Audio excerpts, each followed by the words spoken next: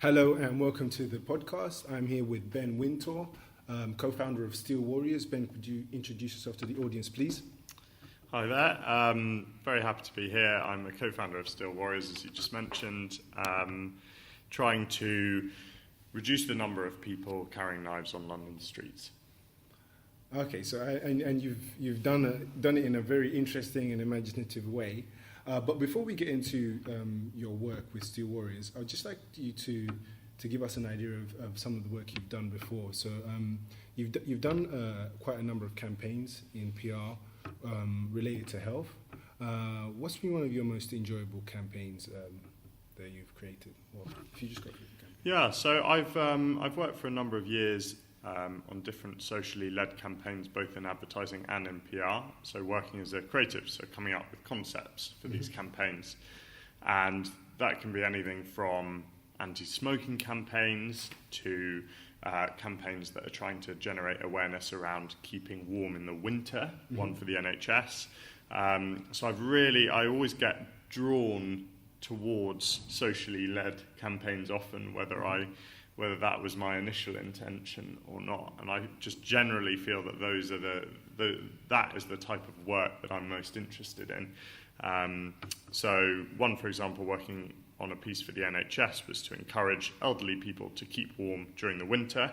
So we filmed a piece of content with the Lewisham and Greenwich Choir. And in that piece of content, they led people through a hospital singing Baby It's Cold Outside and telling them all about the different ways to keep warm during the winter. Okay, you had an idea of turning knives into a gym, an outdoor gym, with Steel Warriors. So where did you come up with the idea of getting knives that were confiscated by police and turning them into steel that will eventually become a gym? Because it sounds like a very good idea. So when I was at my previous agency, I was reading a lot in the news about the issue of knife crime, and I remember reading about the Metropolitan Police taking around 1 ton of knives off London streets every month. And I thought that was a really, really horrifying but interesting thing. The fact that a whole ton of knives come off London streets every month, that really demonstrates how big the problem is. And there's a theme that's kind of been circulating for a while in campaign work where, it's this theme of recycling. How can you turn something into something different? So whether it's waste into something that's positive. And I wondered, is there a way that we can turn all of this negative steel into something that serves a purpose, a positive purpose? And so we've been kind of thinking about the different campaigns around knife crime and slightly questioning how effective they've been over the last kind of 10 years. And over the last 7 years, knife crime has taken a sharp rise. So we wondered, could we reassess the reasons why young people are carrying knives and see whether we could create a campaign of our own to try to address the main motives for carrying a knife. And maybe we could turn all of that negative steel into something positive, but something that also addresses the motives for carrying a knife in the first place. Okay, so what kind of motives did you find were the young people offered in terms of why they carried knives? So we asked a lot of different people their views on why people are carrying knives. So it could be people who've come out of prison, people that have been working at youth centres, young people, the police, knife crime charities. And we completely kind of started it with an empty slate, trying to get people's kind of insights and opinions. And the 2 main reasons that everyone kind of settled on for protection: people don't feel protected walking the streets, they don't have much physical confidence. And the other one is muscle flexing. It's a symbol, carrying a knife. It's a bit of a way of showing off to your friends and flexing muscles. So we wondered, what can we build that gives young people more physical confidence to walk the streets unarmed at a time where parks are underfunded? And how can we provide a space that allows young people to release energy in a positive way and show off and flex muscles in a positive way. Yeah. So that's how we came up with the idea of calisthenics as a sport. And calisthenics actually originated, or rather it's adopted by prisoners around the world as a way of building more physical confidence in prison. So we felt that if that seems to work in prison, then it should work on the street. And calisthenics is a growing sport across the world, and England is one of the countries that's far behind, despite the fact that there's a lot of demand for more and more of these gyms. So we thought that was quite a golden opportunity to bring more calisthenics to London, and then hopefully to the rest of the UK. And it is a growing sport, but we do have like some very big people in calisthenics, like for example Chris, who you worked with. Yeah. Could you talk to me about the working with him and getting the images for this shoot, because they look really good. The pictures that you had from your gym were on point. Yeah. Well, Jay is an amazing example of someone who has completely, fought against some pretty tough odds to turn into a complete, the champion that he is today. And we were really, really lucky and flattered to have his support throughout the process, and we're still really happy to be kind of working with him. He's an ambassador of ours, and as well as his collective, Bar Sparta, that he started with a few other people. They've been really, really helpful in helping to realise the Steel Warriors vision, whether it's kind of helping us to design the park and say what they think London could do with what's the demand, are there different types of equipment that we should be looking to build in our parks, because obviously we wanted to make something really useful, not just something that was made of confiscated and surrendered knives, but something that actually calisthenics users would really want to visit. Something that would be practical for people of all different kind of sizes, expert or beginner levels. So Bar Sparta and Jay have been really, really helpful in that process. Okay, that's awesome. And so they helped you like with the designing. Did they help you with like saying, okay, so this is how things would work? I mean, in the whole design process, what was the input? So we've been working from kind of very early on with a brilliant engineering company called Hain-Tillett Steel, and Bar Sparta worked with them to try to inform the design. So they said, this is the sort of thing that we would like to have, and Hain-Tillett Steel then designed it using their kind of team of engineers. Wow, that's awesome. So, I mean, to make this gym happen, you've had to get a lot of different people together. I'm wondering, like, how has this happened? Because it seems like you've got a phone. Hello, Hain-Tillett Steel. We'd like to do this gym. Hello, Rebel Strength. Hello, I don't know, Anthony Josh. Do you like have a Rolodex of all of these people? That was something that we didn't really have access to any of these people at the beginning, and it really all started with a phone call or an email, and finding Hain-Tillett Steel. They were probably one of the first people that we found, and that was really a conversation. We were looking for kind of steel engineers to see whether it might even be possible to turn knives into a gym, turning that knife steel into something that would actually be strong and not brittle. And we were just searching steel engineers, and it just so happens that Steel is the surname of one of the founders of Hain-Tillett Steel, and we stumbled across them and called them up for advice, and they said, well, we're not actually just steel engineers, we are kind of construction engineers, and we're really interested by this idea, and we'd like to meet with you and find out more. And that ended up in us deciding to work together, and Pia Fontes, my founder as well, co-founder, and they introduced us to a lot of the right people, including our fabricator, Alloy Fab World, and Rebel Strength, the gym builders. And we also spoke with the police. They were really kind of encouraged by the idea, and we've kind of fostered a relationship with them to try to realise this vision too. And then we have foundries, incinerators, metallurgists, all ground workers, for example, all different people who've come together who know how big this issue is of knife crime and want to do something to address it.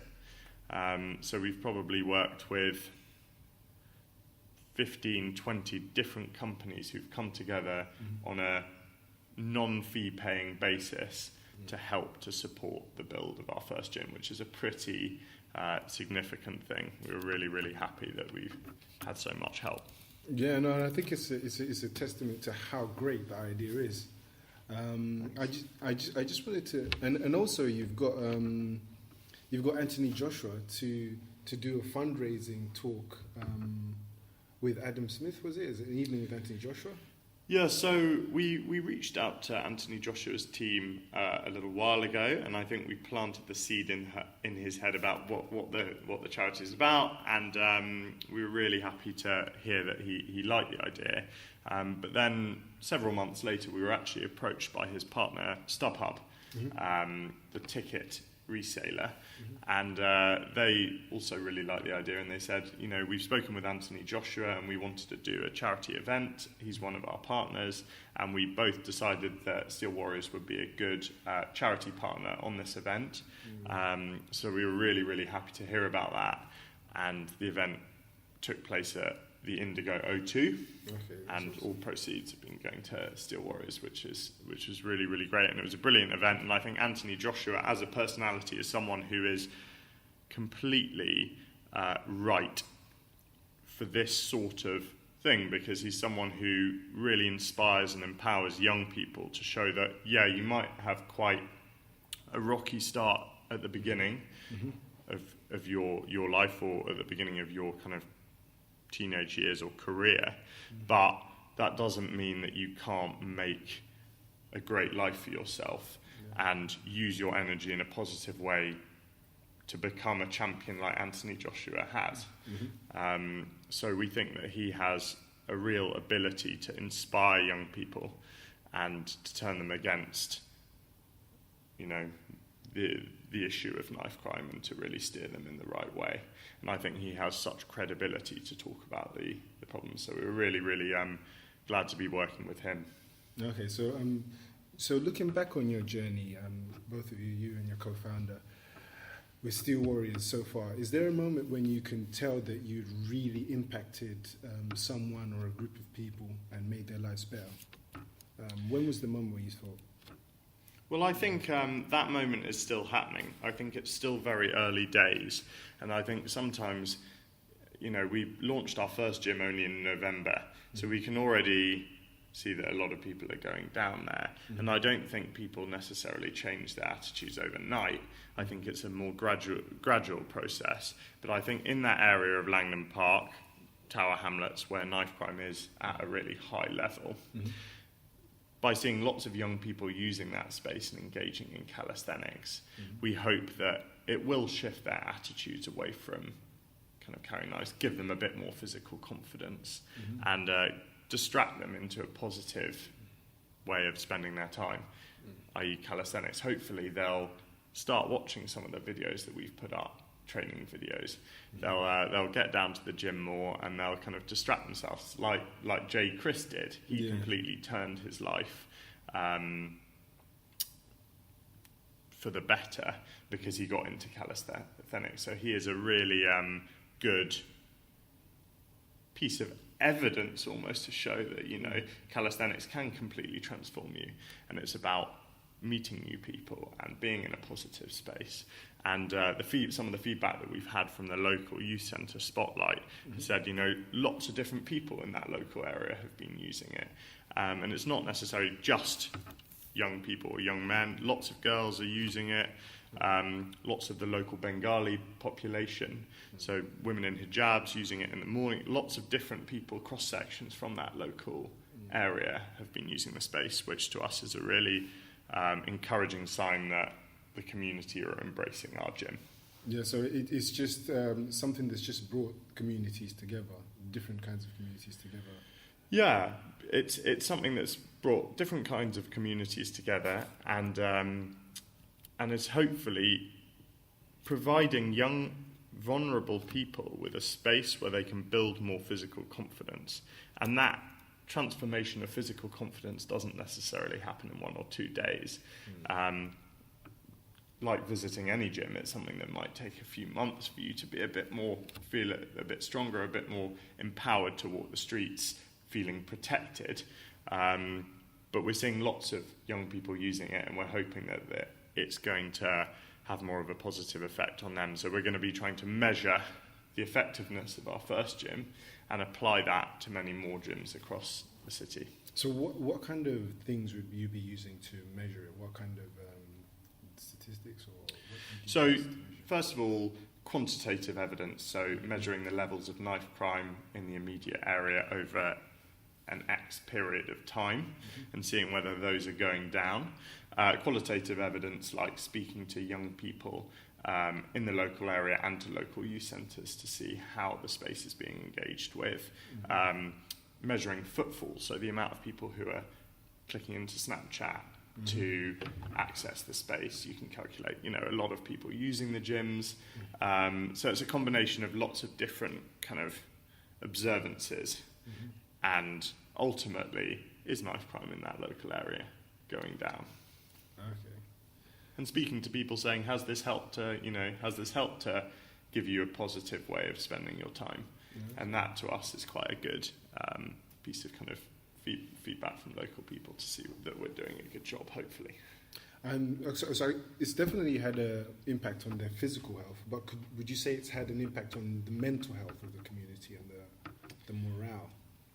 Well, I think there is strong evidence to suggest that physical health has a strong impact on mental health. So yeah, I think we're pretty confident that is the case. And morale is, obviously, after this great summer that we've had, lots of people are trying to come outside, lots of people are trying to kind of use public sports facilities, and knife crime is at its highest level in the summer. So actually, the idea of having outdoor gyms correlates pretty well to the issue itself, because it's at a time where people might be in the wrong places at the wrong times. It's trying to put them in the right places at the right times.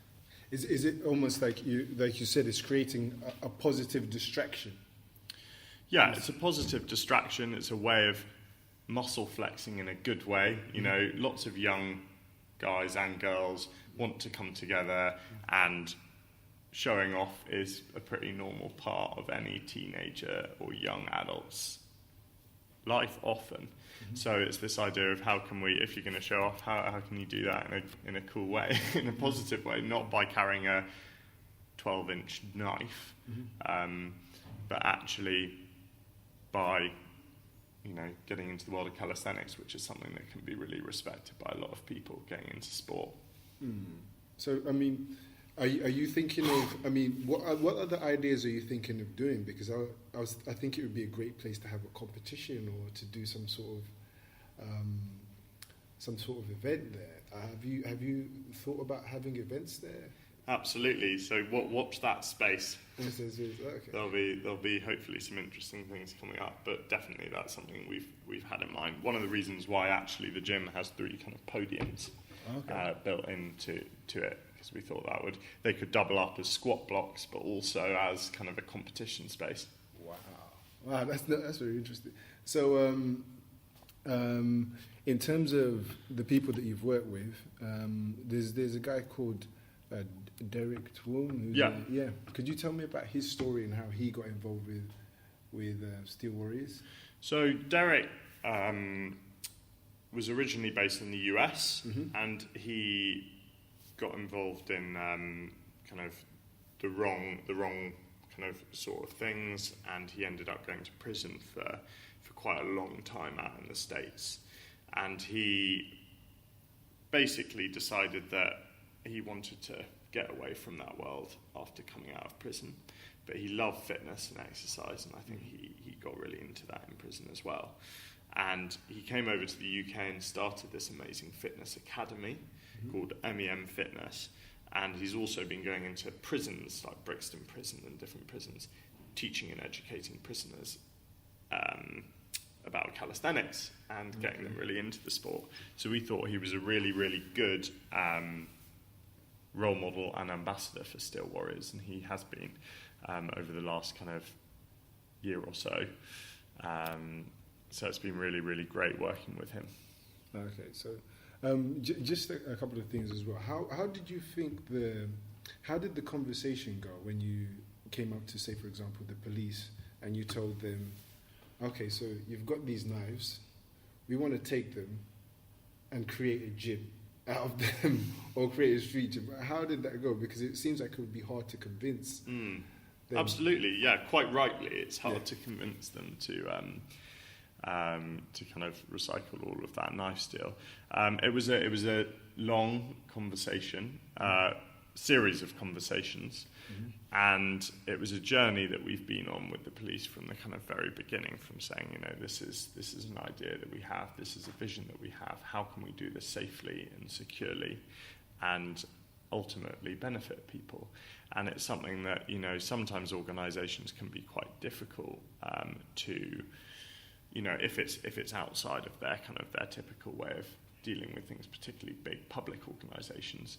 And actually the police were really kind of enterprising and open to innovating to make this idea become a reality.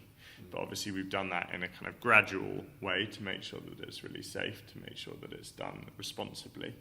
And they've been completely supportive through the whole process. Okay. What would you say was one of the biggest obstacles you faced in trying to create the gym? Like, was there a moment where you thought this might not happen, and you were really struggling to make it happen? I think the biggest challenges probably were initially the challenge of uncertainty, knowing whether we could work with the knife steel, as you're pointing out, because obviously you have no knife steel, you have nothing. So it was that. Secondly, it was understanding, you know, every knife is a different type of stainless steel. Okay. I initially thought, Pia and I thought, can you just chuck them in a big pot, melt them down, and it's all fine? And it's actually a lot more complicated than that, as our kind of engineers pointed out. A lot of different tests need to be had, but thankfully, yeah, it is possible. And that's something that we kind of that was an uncertainty that we kind of found out more about throughout the process. Another thing that was a big challenge was you need to get rid of, every knife has plastic and wood on it. How do you remove that from the knives? And we were thinking, oh, is it going to be something we're going to have to kind of angle grind every single blade off? And when you're dealing with multiple thousand blades, that's a lot of time. So we needed to think of a better way of doing that, a more efficient way of doing that. And we found a brilliant company, an incineration company based in Liverpool, that dispose of great big objects. And they have a furnace that can be set at a very particular temperature. So we're able to incinerate all the wood and the plastic and aluminium and that sort of thing off the blades, leaving us with simply hardened steel. So you have a less kind of you end up with a product that's less. Is it more pure? Or is more pure, exactly. It doesn't have other elements that would weaken the steel. I see. So you had to make it, and in terms of the steel, did you mix it with different? Is it an alloy? Did you mix it with different things, or is it just pure steel from? So knives? It's the foundry mixed knife steel with an alloy. I think you probably need to speak with the foundry or the engineers to get the exact kind of way that they did it.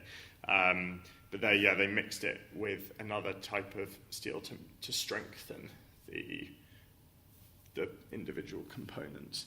But around over 1 ton of confiscated and surrendered knives went into the building of the first gym, which we felt was a pretty significant amount of knife steel. Yeah. And we felt that our messaging was pretty strongly put across by the fact that was the case, you know. Yeah. No, excellent. So, in terms of the future for Steel Warriors, Where would you envision this campaign going, and how do you see it growing? Well, we built the first one as a way of kind of telling ourselves, are we doing the right thing? Is this something that's useful to local communities? Is this something that will hopefully benefit people? And that was a bit of a trial run. We've had some really, really positive and encouraging feedback that shows that, yeah, it is doing what we wanted it to do.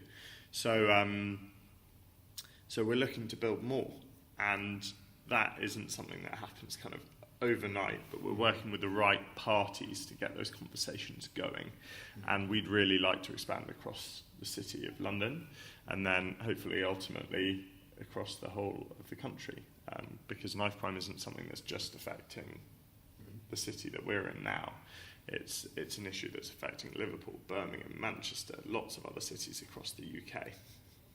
Okay, so by keeping on doing this, you'll keep on transforming like the knives that they have confiscated, transforming that negative thing into something positive and kind of impacting people's lives. Exactly, whilst getting them talking about the issue of knife crime, because the fact that the gym or knives rather, are built into the very DNA of the gym, get people organically discussing, do you know that this gym is made of knives?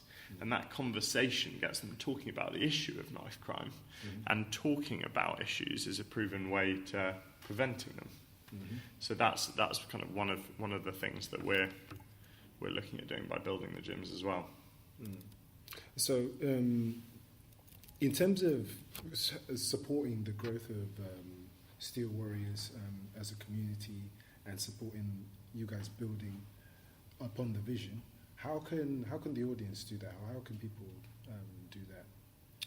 Well, I think it's definitely worth, first of all, being aware of the different kind of ways that we communicate with our audiences. So our Instagram, @SteelWarriors, that's one way of kind of following us and being up to date in what we're doing. We're looking to obviously get more of these gyms off the ground. We'll be running kind of hopefully training sessions and the odd competition. So when those things are launched, they'll be kind of put out on our platforms, and people can find out then more about kind of how can they get involved. At this stage, we're kind of putting those platforms in place. So it's really just a question of connecting with those platforms and keeping up to date. Okay, awesome. Okay, so I'd just like to thank you very much for giving us your time and the interview, and we hope that you become really successful in this. And thanks so to much. hear more from you. Well, it's really, really nice to be invited to chat to you guys, and best of luck with everything. Thank you. Okay, thanks.